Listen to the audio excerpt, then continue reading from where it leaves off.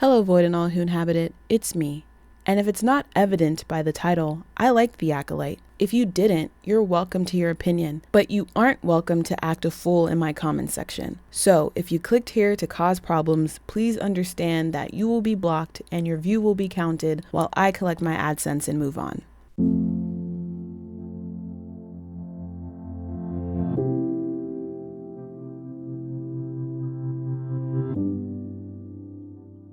You know that Hannibal Buress joke where he talks about being so happy about applesauce that he forgot racism existed for a moment? This is like the inverse of that, where I am so acutely aware of how insidious and pervasive hatred is, and the way people will lie to your face as if that is not playing a key role in their reaction, that it just makes me want to rage.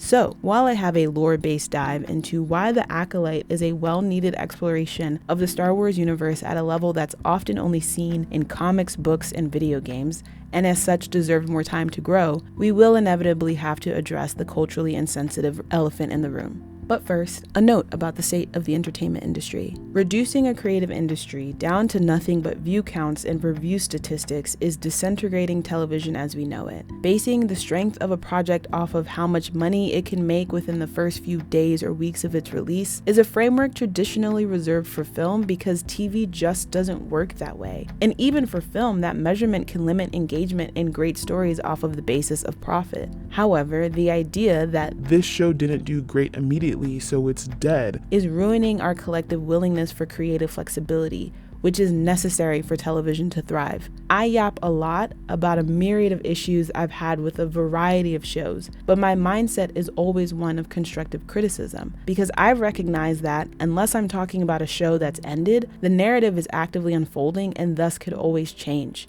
The room for growth and potential is a large part in what keeps me invested in shows. In fact, one could argue that following the development of a story and its characters over a long period of time is the whole point of watching TV. Plenty of shows did not get their stride until their second season, and people seeing holes in season 1 was not reason enough to remove that opportunity for growth, especially when a subsequent season could address many of those issues.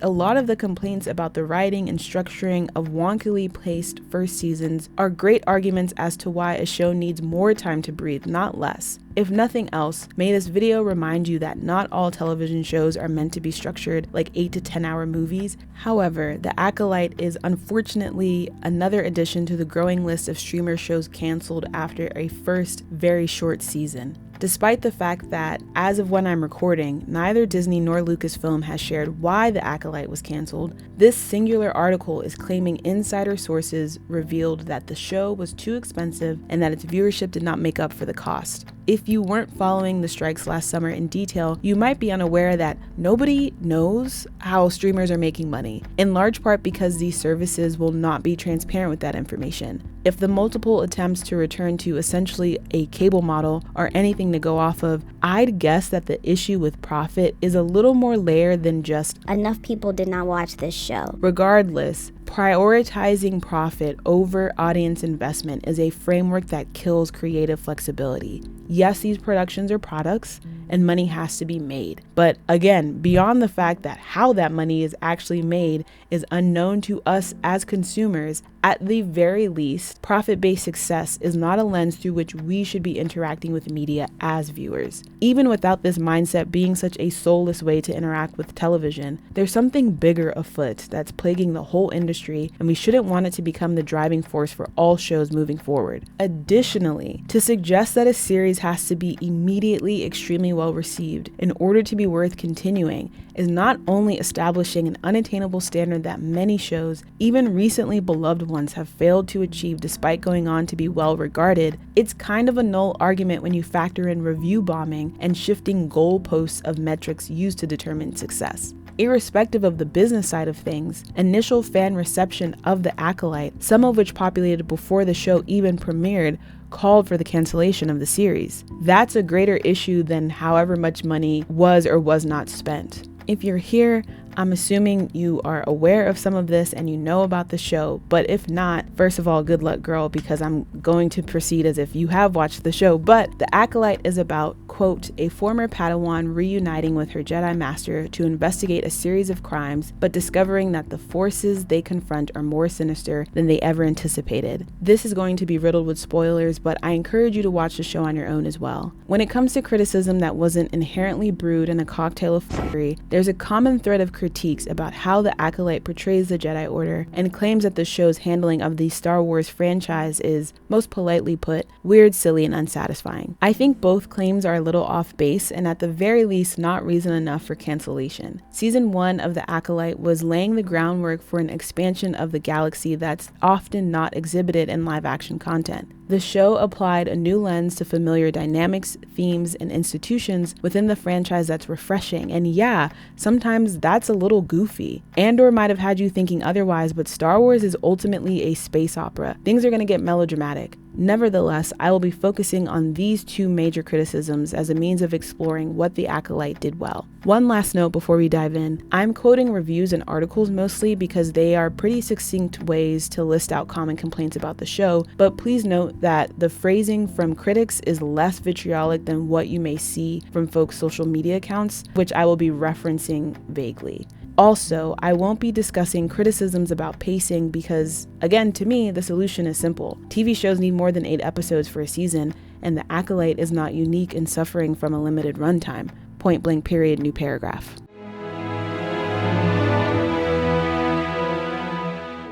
The complaint about the portrayal of the Jedi can be boiled down to The Acolyte presented the Jedi Order as a group of slimy, incompetent, bad people. If you only pay attention to the original trilogy, if you base all of your understanding of the entirety of Star Wars off of that, it makes sense to move from a rose-colored understanding of the Jedi Order because in those films, the Jedi are this mythical, mystical, unknown entity. Additionally, given that the larger level conflicts within Star Wars are political allegories about fighting against an overzealous institution, this original trilogy viewpoint can also make it difficult for some folks to consider that something other than the Nazi-coded depiction of what was originally an allegory for the US during the Vietnam War could be the bad guy, least of all the Jedi Order. However, this complaint about how the Acolyte treats the Order ignores that there is a long history within the canon that's no longer canon and that which remains of the Jedi Council making decisions that directly clash with this idea of the Order as a flawless, altruistic institution. My favorite example is the events of the Knights of the Old Republic games, not just because it's my 13-year-old self's hyperfixation of choice, but also because it's a great example of how the franchise builds by referencing itself. A little bit of Star Wars history, if you will indulge me. 3,900 something years before the Battle of Yavin, the Mandalorians emerged from the unknown regions and posed a threat to the Republic. The Republic reached out to the Jedi Order, who said, "We not have that," and left the Republic to rot. However, some Jedi defected in order to fight, and they helped the Republic win the war. After the events of the Mandalorian War, these defected Jedi refused to return to the Order and became full-on Sith, which led to the Jedi Civil War, which is where the first game takes place. A few years after that conflict, the outcome of the Jedi Civil War sparks the first Jedi Purge, which is where you are placed in the second game. Because of the damage caused by both wars and the Jedi Council's original unwillingness to help the Republic, the protagonist of the second game navigates a galaxy that is at best apathetic towards Jedi, in large part because of the Council's own actions or lack thereof. The second game in particular also considers the reality of no clear good and bad, a process that requires questioning the Council's choices.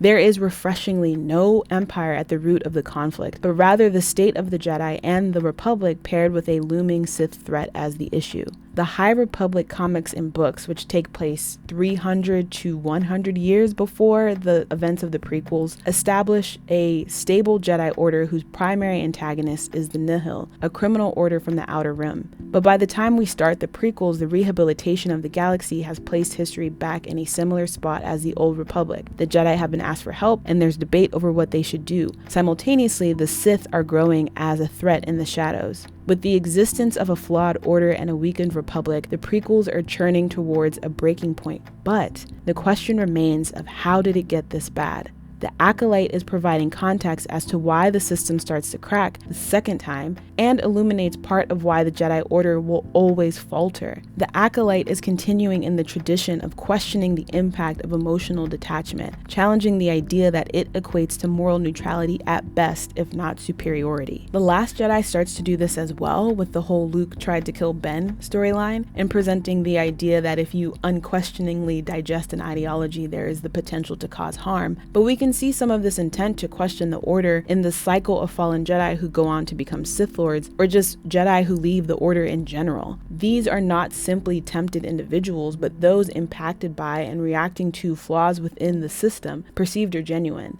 Maybe you haven't had access to or interest in the storylines presented in the comics or games or novels or animated series, and the last time you saw any cracks in the Jedi was with Anakin in the prequels. But that maybe only emphasizes that the Acolyte is filling gaps in content and context by approaching this questioning of the Order in live action media. Not only that, the show starts to explore that both the rotting of an institution and the construction of a genuine threat is a process. It takes time to build up to that thunderous applause that rings in the end of a republic. Part of what leads to this erosion is the attempt to keep all moving parts and perceived failures a secret. We see the potential for this behavior most explicitly with Vernestra, in my opinion, but even the suggestion in the first half of the season that something happened that must be kept secret is poking at what the Jedi are willing to do in the shadows if it's in the name of the Order. The second half of the season considers the consequences of those actions. And again, this is something that's touched on within the prequels. The Council of the prequels that presents their scope as a restriction that validates why they can't help the Republic, or Qui-Gon who cheats a chance cube to make sure he wins Anakin, is right in line with the low-key evangelical Jedi belief that the Order has domain over a space or a child simply because of a connection to the Force that we see in full effect in the Acolyte. What's added in the latter, in exploring what it is the Jedi do on a regular basis, is a further consideration of how that perceived domain impacts the way the Order interacts with the rest of the galaxy, which is something we are less privy to in times of active conflict.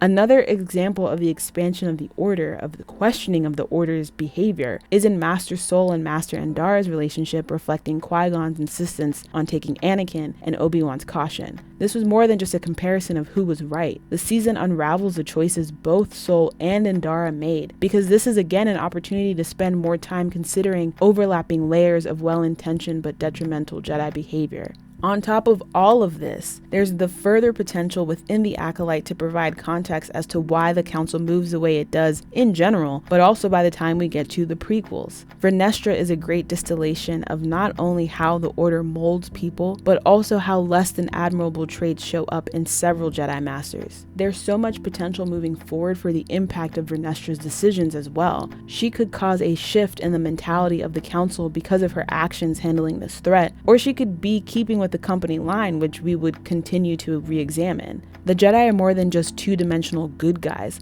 LaRon Reed has put out a video comparing the Order to the police if you're hungry for more thoughts on the subject. But my point is that unraveling the complexities of the Jedi's place in the galaxy is an avenue for endless, inevitably messy potential. And that should be exciting. This franchise is telling us again and again that rigidity is not the answer, and yet people insist on staying stiff.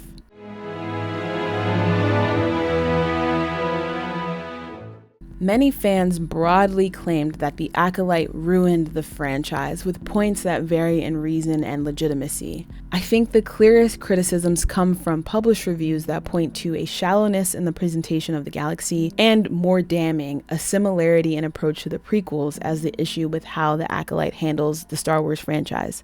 We've spent so much fucking time on sand planets in recent franchise history that I think it's okay that we only got to go to like New Zealand and Coruscant. However, legitimately, did folks have similar issue with Andor, Obi-Wan, or Ahsoka? I didn't look too deep, but I feel like they're all comparable. I could be wrong though, maybe I'm wrong. Regardless, expansion of the galaxy isn't just about traversing new locations, but also about presenting new perspectives of consistent franchise themes and dynamics. Beyond differences in tastes, Harkening back to the prequels isn't inherently a negative in terms of tone or story. In fact, sometimes it feels like an intentional setup to leave us off guard for the switch up, which I think is an interesting narrative choice. I had a professor once tell us that compelling TV makes the familiar strange or the strange familiar. And to me, The Acolyte is an example of a show that strives to do both. It's clear that Headland was intentional about dropping in connections to other pieces of the canon, while more importantly also building up a separate, distinct story. There's several elements that I could pull as examples, but given the ethos of this channel, I would be remiss if I didn't focus on our protagonists. I'm not gonna hold you. After like the second episode, I was wondering if May and Osha were just Anakin if he were two people, but their story is doing more than that. May and Osha's positioning on opposite sides of a conflict uses the familiar setup of the light-dark dichotomy to plunge us into an exploration of devotion. Who or what are you really loyal to, and how can that loyalty warp you? The questions aren't necessarily new, but the way that we explore how to answer them are. Osha has a devotion to honor how she feels. More than wanting to be a Jedi as a kid, she wanted to be an individual. And that desire weighs down her ability to wield the Force within the Coven that very much wants her to understand that she is a part of a system. As an adult, Osha admits that she was unable to get over the past, that she struggled with the emotional detachment asked of her from the Order, and that led to her leaving. It's no surprise then that tapping into her rage allows her to wield the Force with purpose. Osha needs an emotional incentive and connection, not a systems-based one. I think this is in large part what made her more tempting to Sol, who himself is presented as someone still curious about and tempted by emotional motivation and connection. Before we even get to the surrogate daddy of it all, Sol is presented as someone who at the time was trying to identify tumultuous emotions, whether in Torben or himself, but told to stop. Then comes Osha. Underneath her eagerness to join the Order are all the unfiltered emotions she's been allowed to experience in conjunction with her training. May has that aspect as well. I think that's why Sol so quickly confuses May for Osha later in the episode, but Osha is driven by her emotions more, and her wants more immediately align with Sol's desire for connection. May has a devotion to dogma, to structures. As a child, she buys into the belief system of the Coven very easily, and the support of that system allows her a technical prowess in the Force. After everyone is killed, she pivots to a belief in vengeance. All of my suffering is rooted in these people. If I kill them, I will have peace.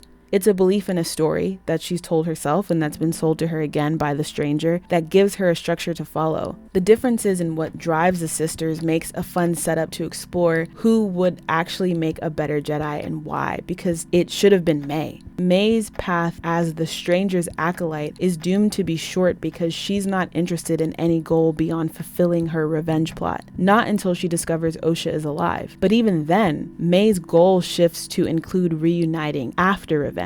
And you might be like, that doesn't sound like a good Jedi. But here's the thing. May cannot be swayed from the story she believes in. Even when presented with conflicting information, additional goals don't divert her from her belief system. There would have been so much opportunity to play with this character trait in season 2 because the story that May's been trying to resolve is gone, and the Jedi now have the opportunity to give her something new to buy into. In this way, May has a very similar setup to Revan, the protagonist of the first Knights of the Old Republic game, whose memory has been wiped by the Council with the intention of using them as a tool for war. In both narratives, there's the chance to explore the idea of choice. Although the intention by the institution is to manipulate this character to be a tool, that's not necessarily what's going to happen. Even if the Order gets the outcome they want, it might not be the way they expected or with the desired unquestioning devotion. Revan's story has been set and you can play it on your own for like $4 off Steam, but how May would lock onto a new dogma and eventually be changed by the truth would have been an interesting framework to further explore how May's devotion limits her understanding of her choices.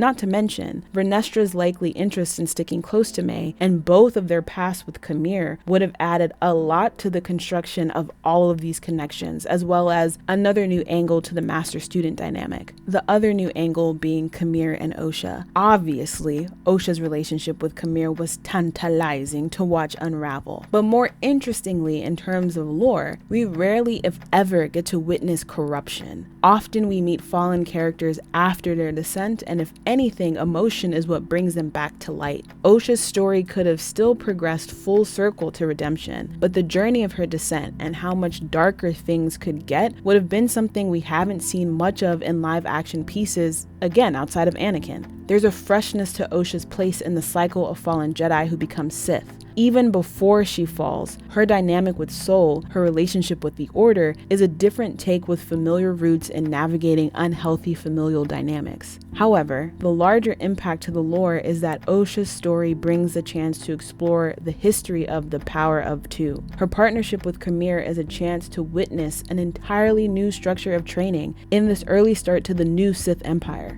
The beginning of the end is not just the fracturing of the Jedi Order, but the creation of this hidden organization and Osha's role in that potential. This claim that the show ruined the franchise is kind of hard to place because, again, beyond matters of taste, there is a lot within the Acolyte that directly or indirectly references other parts of the franchise while still creating new avenues for story that are in line with familiar themes and dynamics. Now, I'm not negating good faith critique. Even in liking this show, I can admit that there's plenty of legitimate criticism about the Acolyte. There's also no less than 50 videos out there that would detail any number of these issues to you. But far way too many fans believe that the real problem with the Acolyte was the fact that it existed, and nothing about the narrative would make up for the presentation of a story that was not what they wanted. Sticking with examining the establishment of the protagonists for examples of this, we can look at the claim that the reveal of May and Osha's parentage takes away from Anakin's importance at the Immaculate Conception. As a reminder, it's revealed that Osha and May were born through Mother Anisea's manipulating the Force to impregnate Coral, another member of the Coven. Initially, it's hinted that this creation might have caused Osha and May to become a virgins in the Force, but later it's clarified that they were made because of the virgins that already exists on the planet. Ignoring the throbbing irony that is rabid fans now defending the narrative choices made in the prequels, in the addition of the virgins to this storyline, we have an element of the Acolyte that provides the desperately desired connection to the Skywalker saga. Here's the opportunity to get context for Anakin's birth and the prophecy that's more than just Shmi woke up pregnant one day. Additionally, as is true with much of the Acolyte, the virgins did more than service the prequels. The power exhibited by Mother Anisea and the Coven added a little bit more to the expanse of the galaxy and the idea of different uses of the Force. Yet, instead of considering any of that, some folks just activated like the Winter Soldier if his purpose was to participate in hate campaigns instead of political assassinations. I've seen the argument that Star Wars exists in a different context than our reality, so presenting May and Osha as having two moms is an attempt to force woke bullshit into the narrative, a perspective which ignores that perhaps an irate reaction to the introduction of queer characters is forcing this fictional world through our societal lens more so than their actual existence in the narrative to begin with. Also, this show is taking place in a universe wherein a giant slug had bitches chained to his concrete throne. Clearly, some expansion of the mind is required. No, the problem is that this show is a denigration of an entire franchise. Okay, so what I'm hearing is that your interpretation of how canon should progress is incongruous with that which is presented. Cool. Have you considered fan fiction?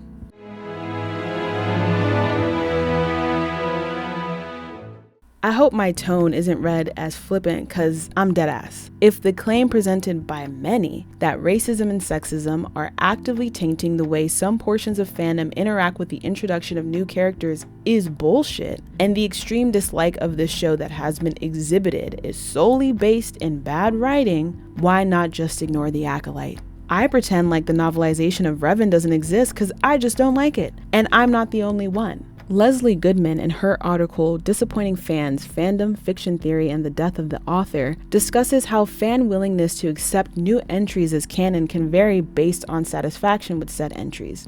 As such, fans will often argue about which primary texts determine the official fictional universe. However, Goodman goes on to describe that usually discrepancies between fan interpretation and the official fictional universe results in the creation of fanon, or fan-based canon as created through fan works.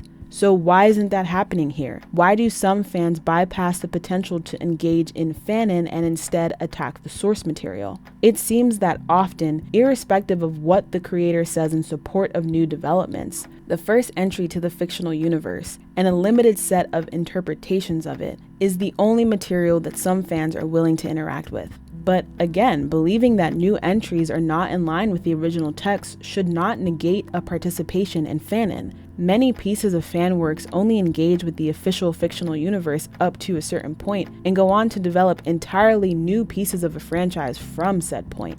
In fact, Goodman describes fanfic tags as a classification system that not only marks diversions from the canon, but also helps fans keep each other beholden to communally known fictional universes. However, that's still not enough, because fanfiction and by extension fanon to many can be seen as a pejorative stamp. Goodman notes that there is an understanding among fans that fanfiction only represents a fictional universe. It does not contribute to it, which duh. But for those interested in controlling the direction of a franchise, fan fiction is powerless. The rejection of canonized interpretations through attacking the material instead of investing in fanon is meant to satisfy something beyond, well, I just don't like it. There is a need to be right, to have one's perspective confirmed by the canon that invokes an intense reaction when it does not happen. I was looking to see if anyone has done any research as to why this is, if something more complex than just racism and sexism is going on, and it's not, at least not in what I could find. I will note that Mel Stanfill has written a few articles looking at whiteness in fandom, and specifically how fan as an archetype has been built up to be a specific interaction with whiteness. Their work, I think, speaks to a sense of ownership that white fans may carry, subconsciously or not, into their franchise of choice that can then lead them to feeling threatened when they have to share that space with others. But the idea of being threatened by the introduction of a newer, more diverse population is based in, say it with me kids, white cis heteropatriarchy. Now, I'm not the person to reach the audiences that need to hear this, because let's be honest, they won't listen to the message coming from someone like me, but it is imperative that some people really reflect on how rotten their worldview is, that even a fantastical made-up land of make-believe has to depict only images that support their continued dominance in the mainstream media, or else. I mean, the shit sounds draining. At the very least, I can tell you that being subjected to the nonsense that sprouts from that mentality ain't fun. Being a marginalized fan in a hostile space is exhausting. I simply want to watch a horny little space opera in peace and connect with people interested in the same. But I recognize that because the fear-based need for control, disguised as an insistence on being true to canon, often ain't nothing more than the same systemic bullshit we see elsewhere, it can't be left unchallenged. So while I don't have some deeper societal analysis for you today, I want to remind us all that as vocal as we have to be in support of the media that we enjoy, we also have to be honest about the toxicity that flagrantly exists within fandom. We have to push each other to think about how much more fun we could collectively have should some people release the need to control everything and the rotten root of that need in the first place. Otherwise, the mindsets of the few will shut down the potential for endless growth. And if you love a franchise, why would you want that?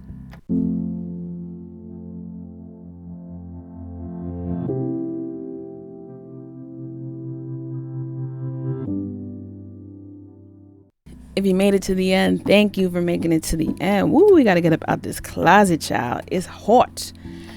I'm gonna be honest, standing way back here, I'm a little terrified to post this, but the idea that with all there is to be worried about, talking about media should bring me some sense of dread was really bothersome to me, so fuck it, we ball. However, if this disappears in the next few days or weeks, you'll know why. Also, I couldn't find a place to put this in the script, but I wanted to point out that interviews with Hedlund, who was the showrunner, I don't think I ever said that, girl, from as early as March, carry this heavy tone of if we get more. And I couldn't help but wonder if this looming sour cloud of fandom influenced her to put as much as possible in a very short amount of time, and to be aware of that 3 months before the show even released. Anyway, as always, beloved, what are you watching or reading or listening to? I recently finished Scavenger's Reign, and I'm currently almost done with The Mayfair, which is which has been great. I really enjoyed it. I also love that all the shit I have about streamers, but I love that prestige cable channel streamers, mouthful, always do the little after show thing. The Mayfair, which is after show little thing, is with the showrunner, and it's so cool to hear both from like a writing perspective and a production perspective, different choices that are made and stuff. So love that. I cannot for the life of me go back to the bear. So I'm going to figure out a way to write the next video without it, because girl, I might just watch the episode Io directed and call it a day. But I'll save my thoughts for the next video. Until next time, stay safe. I'll catch you in the next echo chamber.